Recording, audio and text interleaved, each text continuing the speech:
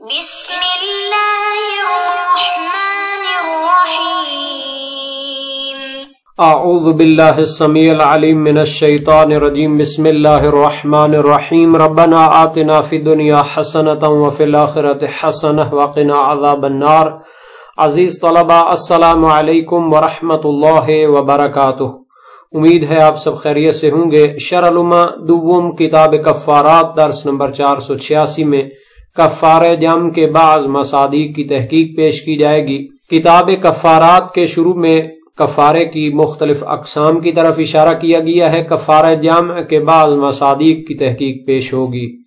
مومن کو جان بوجھ کر قتل کرنے کا کفارہ ذکر ہوگا۔ ماہ رمضان کا روزہ حرام چیز کے ساتھ باطل کرنے کا کفارہ بیان ہوگا۔ روایات اور احادیث کا تذکرہ ہوگا۔ عبارت کی تشریح اور تطبیق بھی پیش کی جائے گی۔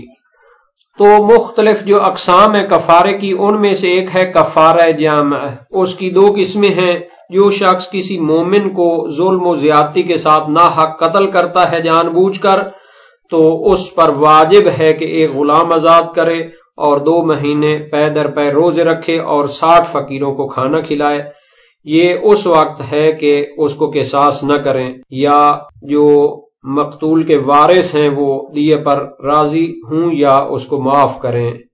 اور دوسرا اس کا مصداق ہے اور اس کی قسم ہے کہ جو شخص ماہ رمضان کا روزہ حرام کام کے ذریعے باطل کرتا ہے، چاہے یہ حرام اصلی ہو جیسے بدکاری کرنا، استمناء کرنا اور شراب پینا، چاہے وہ حرام عارضی ہو جیسے حالت حیض میں اپنی بیوی سے ہم بستری کرنا، تو اس کو اگرچہ مصنف نے ذکر نہیں کیا، اس کی وجہ یہ ہو سکتی کہ انہوں نے اس کو کتاب صوم میں بیان کر دیا تھا۔ عبارت کو دیکھتے ہیں۔ فرمایا وَهِيَ إِطْعَامُ عَشَرَةِ مَسَاكِينَ أَوْ كِسْوَتُهُمْ أَوْ تَحْرِيرُ رَقَبَةٍ مُخَيَّرٌ بَيْنَ ثَلَاثٍ فَإِنْ عَجَزَ فَصِيَامُ 3 أَيَّامٍ وَكَفَّارَةُ الْجَمْعِ لِقَتْلِ الْمُؤْمِنِ عَمْدًا ظُلْمًا۔ یہ سابقہ بحث کا تتمہ ہے کہ جو کفارہ یمین، قسم توڑنے کا کفارہ ہے، اس میں ترتیب بھی ہوتی ہے اور تخیر بھی ہوتی ہے۔ تو فرمایا اور وہ کفارہ ہے 10 مساکین کو کھانا کھلانا، یا ان کو کپڑے پہنانا، یا ایک غلام آزاد کرنا۔ مخیر بین 3، ان 3 میں اس کو اختیار حاصل ہے۔ فَإِنْ عَجَزَ فَصِيَامُ 3 أَيَّامٍ، اگر ان تینوں سے عاجز آ جائے تو پھر اس کے لیے 3 روزے رکھنا واجب ہے۔ تو پہلے 3 خصال کے درمیان اس کو اختیار حاصل ہے، تو اس میں تخیر بھی ہو گئی، اور اگر ان سے عاجز ہو تو پھر 3 دن روزے رکھنا، تو اس طرف تعیین بھی موجود ہے۔ وَكَفَّارَةُ الْجَمْعِ لِقَتْلِ الْمُؤْمِنِ عَمْدًا ظُلْمًا، اور کفارہ جم کا مثال ہے کہ اگر کسی مومن کو عمدن جان بوجھ کر اور ظلم کے ساتھ ناحق قتل کرتا ہے تو پھر اس کے لیے جو کفارہ ہے وہ کفارۃ الجمع ہے۔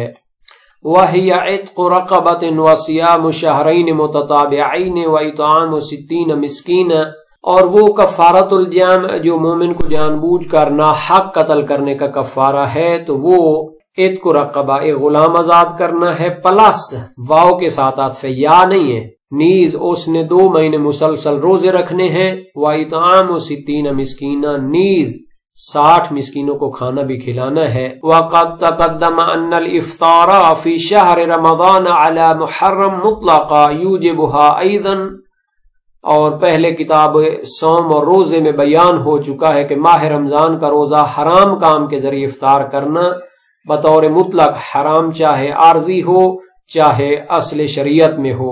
یوجبها أيضًا، یہ بھی کفارہ جم کا موجب بنتا ہے۔ فَهَذِهِ جُمْلَةُ الْأَقْسَامِ، تو یہ کفارے کی چند اقسام تھیں جو یہاں پر بیان کیے گئی ہیں۔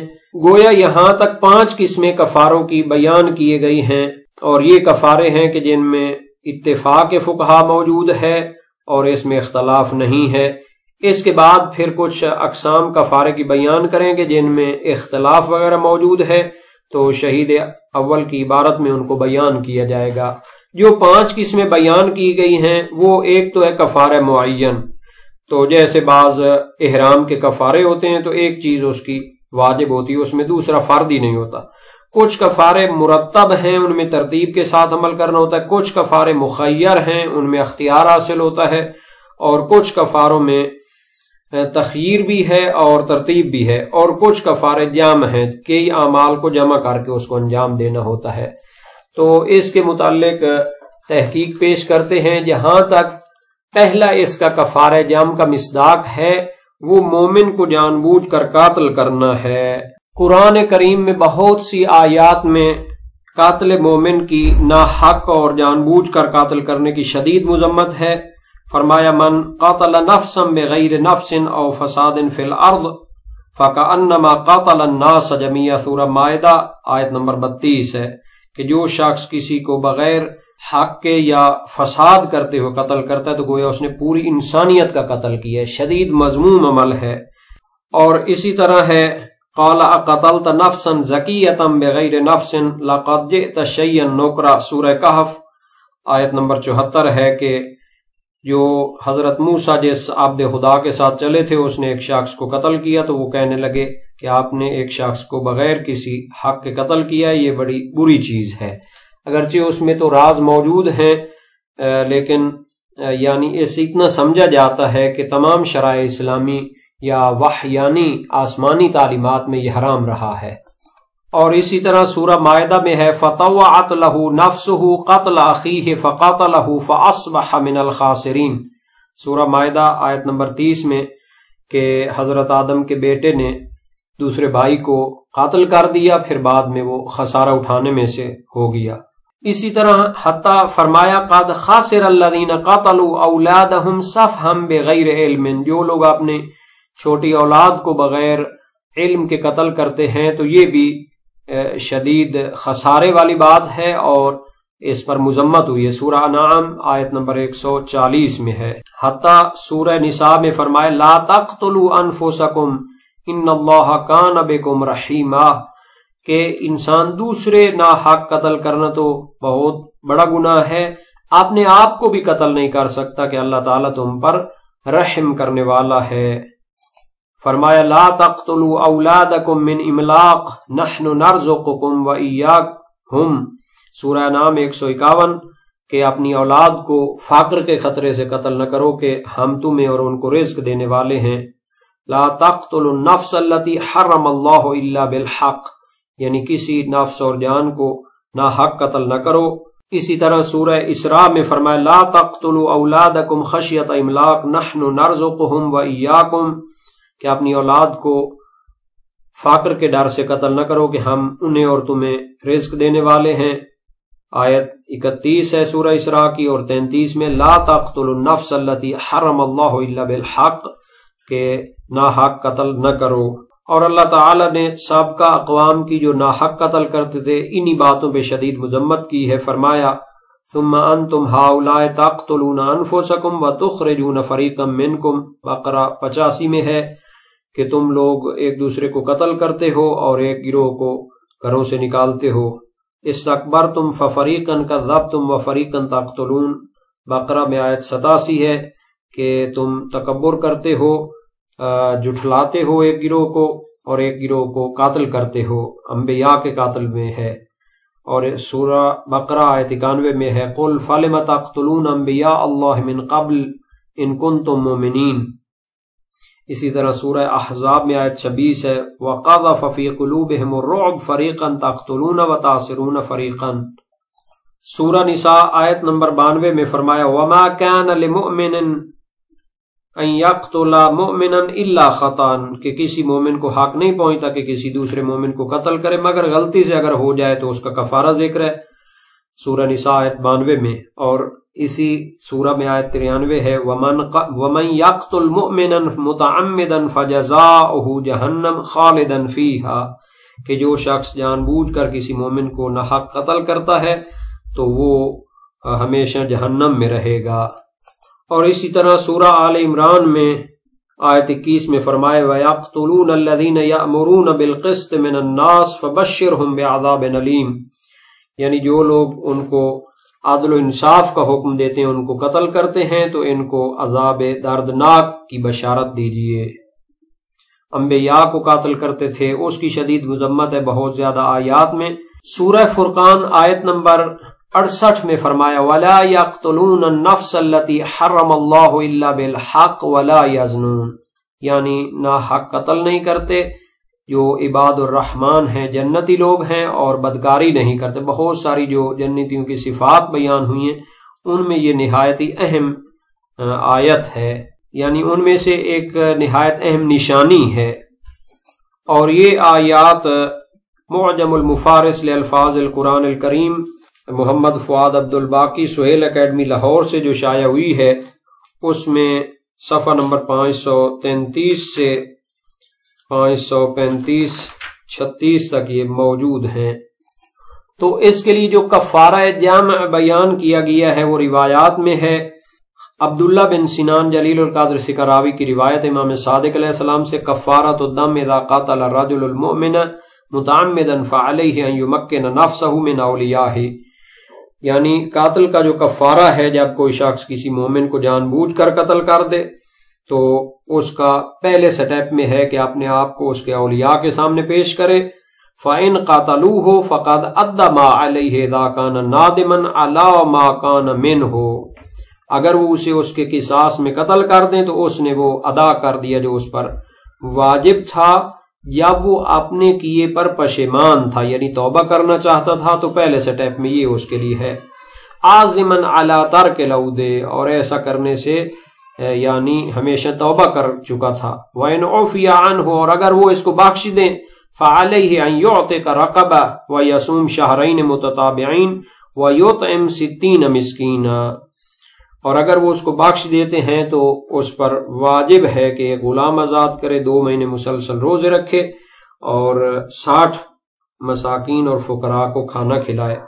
وسائل الشیعہ باب 28 ابواب الکفارات حدیث دوم ہے، جبکہ اس کے بارے میں علامہ محمد حسین طباطبائی نے اپنی تفسیر المیزان میں، جس کا اردو ترجمہ الغدیر فاؤنڈیشن پاکستان سے شائع ہوا ہے، اور علامہ حسن رضا غدیری صاحب نے یہ ترجمہ کیا ہے، اور اس کی اشاعت اول اگست 2017 میں ہے، جلد پنجم میں یہ بحث موجود ہے۔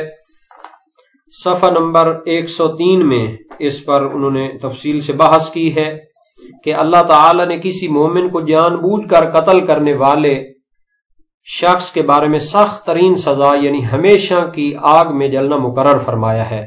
البتہ آپ سورہ نساء آیت 48 ان اللہ لا یغفر ان یشرک بہ، اللہ یہ معاف نہیں کرتا کہ اس کے ساتھ کسی کو شریک قرار دیا جائے، میں آگاہ ہو چکے ہیں۔ اور اسی طرح سورہ زمر آیت 53 میں ان اللہ یغفر الذنوب جمیعا، اللہ تمام گناہوں کو معاف کرتا ہے، سے بھی زیر نظر آئے مبارکہ کے عمومی حکم میں استثنائی صورت کی گنجائش پائی جاتی ہے، یعنی دونوں آیتیں زیر بحث آیت مبارکہ کے جس میں ہمیشہ کی آگ میں جلنے کی سزا مذکور ہے کہ عمومی حکم کو مقید کر سکتی ہے، کیونکہ وہ اس سزا کے حتمی و یقینی ہونے میں صریح بیان پر مشتمل نہیں، لہذا اس میں توبہ یا شفاعت کے ذریعے عفو و معافی کا امکان پایا جاتا ہے۔ اس سے ثابت ہوتا ہے کہ اگر وہ توبہ کرنا چاہے تو پھر اس کے لیے یہ کفارہ اور یہ طریقہ کار پایا جاتا ہے، اس کو توبہ کرنی چاہیے اور اپنے آپ کو شریعت کے سامنے پیش کرنا چاہیے، اس کے احکام کے مطابق توبہ کرنی چاہیے، کفارہ ادا کرنا چاہیے۔ اور اسی طرح یہ جو گروہ مفسرین ہے، محققین کی ایک جماعت نے تفسیر نمونہ علامہ ناصر مکارم شیرازی کے زیر نظر لکھی ہے، اور اس کا ترجمہ علامہ سید صفدر حسین نجفی رحمۃ اللہ علیہ نے فرمایا۔ مصباح القرآن ٹرسٹ سے 15 جلدوں میں جو شائع ہوئی ہے، اور اس کی جلد نمبر 2 میں صفحہ 548 پہ تفصیل کے ساتھ بحث کی ہے، قاتل عمد کی سزا کو بیان کیا ہے کہ یہ بہت بڑا جرم اور گناہ کبیرہ ہے، اسے نہ روکا جائے اور اس کا مقابلہ نہ کیا جائے تو امن و امان جو ایک صحیح معاشرے کی اہم ترین شرائط میں سے بالکل ختم ہو جائے گا۔ اور وہ آیات بھی پیش کی ہیں جو ہم نے پہلے موجم المفارس سے پیش کی ہیں۔ اور پھر یہ سوال اٹھایا کیا انسانی قاتل ابدی سزا کا موجب ہے؟ چونکہ قرآن میں اس کو خلود جہنم کا ذکر کیا گیا ہے، تو انہوں نے اس کا جواب دینے کی کوشش کی ہے کہ آیت میں مومن کے قاتل سے مراد یہ کہ کسی شخص کو ایمان لانے کی وجہ سے قتل کرے یا اس کے قاتل کو جائز اور مباح قرار دے، تو اس طرح کا قاتل شدید گناہ ہے اور اس کا لازمہ ابدی جہنم کا عذاب ہے۔ امام صادق علیہ السلام سے اسی طرح کا معنی اور مفہوم منقول ہے، کافی تفسیر عیاشی وغیرہ میں امام صادق علیہ السلام سے منقول ہے، من قاتل مؤمنا علی دینہ فذلک المتعمد الذی قال اللہ تعالی عز وجل فی کتابہ وَأَعَدَّ لَهُ عَذَابًا عَظِيمًا۔ اور یہ احتمال ہے کہ صاحب ایمان اور بے گناہ افراد کو قتل کرنے کی وجہ سے انسان بے ایمان ہو کر دنیا سے رخصت ہو اور اسے توبہ کی بھی توفیق نصیب نہ ہو، اسی وجہ سے وہ ابدی اور ہمیشہ کے عذاب میں مبتلا رہے۔ اور یہ بھی ممکن ہے کہ خلود سے مراد اس آیت میں بہت طویل عذاب ہو، نہ کہ ہمیشہ کا عذاب۔ تو سوال پیدا ہو سکتا ہے کہ اصولی طور پر کیا قاتل عمد قابل توبہ ہے؟ بعض مفسرین اس کا جواب نفی میں دیتے ہیں، کہتے ہیں قاتل عمد درج بالا آیت کے مطابق بنیادی طور پر قابل توبہ نہیں، اور چند ایک روایات میں بھی جو آیت کے ذیل میں ہیں اس معنی کی طرف اشارہ کرتی ہیں، لا توبۃ لہ، اس کی کوئی توبہ نہیں، لیکن تعلیمات اسلام کی روح اور ہادیان حق کی روایات اور توبہ کے فلسفہ جو تربیت کی بنیاد اور آئندہ کی زندگی میں گناہ سے محفوظ رہنا ہے سے معلوم ہوتا ہے کہ کوئی گناہ ایسا نہیں جو قابل توبہ نہ ہو، اگرچہ کچھ گناہوں سے توبہ کی بہت سخت اور سنگین شرائط ہیں۔ قرآن میں ہے ان اللہ لا یغفر ان یشرک بہ ویغفر ما دون ذلک لمن یشاء، سورہ نساء 48۔ خدا صرف شرک کے گناہ کو نہیں بخشتا، لیکن اس کے علاوہ جو اس کے لیے چاہتا اور مصلحت سمجھتا ہے اسے بخش دیتا ہے۔ اور یہ آیت شفاعت اور گناہوں سے بخشش کے متعلق ہے، ورنہ تو شرک کا گناہ بھی توبہ کرنے اور توحید و اسلام کی طرف پلٹ آنے سے قابل بخشش ہے، جیسا کہ صادر اسلام کے اکثر مسلمان ابتدا میں مشرک تھے، پھر انہوں نے توبہ کی اور خدا نے ان کے گناہ کو بخش دیا۔ اس وجہ سے صرف شرک ایسا گناہ ہے جو توبہ کیے بغیر بخشا نہیں جا سکتا، لیکن توبہ کرنے سے تمام گناہ یہاں تک کہ شرک بھی قابل بخشش ہے، جیسا کہ سورہ زمر کی آیت 52، 53 اور 54 میں ہے، ان اللہ یغفر الذنوب جمیعا انہ هو الغفور الرحیم وانیبوا الی ربکم واسلموا لہ۔ خدا تمام گناہوں کو بخش دیتا کیونکہ وہ بخشنے والا اور مہربان ہے، خدا کی طرف پلٹ آؤ اور توبہ کر لو، اس کے حکم کے سامنے سر تسلیم خم کر لو۔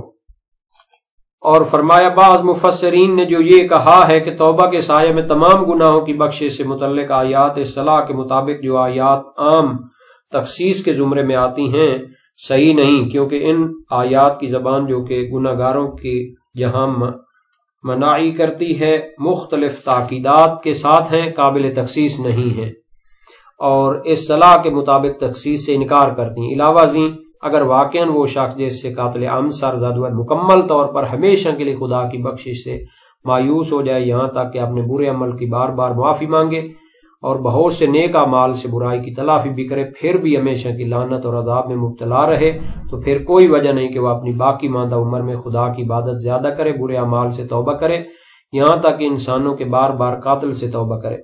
یہ امر جو تعلیمات انبیاء کی روح کے منافی ہے، کیونکہ وہ تو نوع بشر کے ہر مرحلہ میں تربیت کے لیے آئے ہیں۔ تاریخ اسلام میں ہے کہ پیغمبر اکرم نے خطرناک قسم کے گناہ گاروں جیسے حمزہ بن عبد المطلب کے وحشی قاتل تک کو معاف کر دیا اور اس کی توبہ قبول کر لی۔ یہ نہیں کہا جا سکتا کہ شرک اور ایمان کی مختلف حالتوں میں قتل اتنا مختلف سمجھا جائے کہ ایک حالت میں تو بخشا جائے، دوسری حالت میں قابل بخشش نہ ہو۔ اصولی طور پر جیسا کہ ہم کہہ چکے ہیں کہ ہم کسی گناہ کو شرک سے بڑھ کر نہیں سمجھتے، ہم جانتے ہیں کہ یہ گناہ بھی توبہ اور قبول اسلام سے بخشا جا سکتا ہے۔ اب ہم کس طرح باور کر سکتے ہیں قاتل کا گناہ حقیقی توبہ کے ذریعے بھی قابل بخشش نہیں ہے؟ تو یہ ساری عبارت تفسیر نمونہ میں موجود ہے، اس کی طرف رجوع کیا جائے۔ قاتل کی اقسام قاتل عمد، قاتل شبیہ عمد اور قاتل اشتباہ وغیرہ کو انہوں نے بیان کیا ہے، اور حاشیے میں فرمایا ہے کہ روایات میں بے گناہ صاحب ایمان افراد کے قاتل کی اہمیت کے بارے میں ایسی تعبیرات بیان ہوئی ہیں جو انسان کو جھنجھوڑ دیتی ہیں۔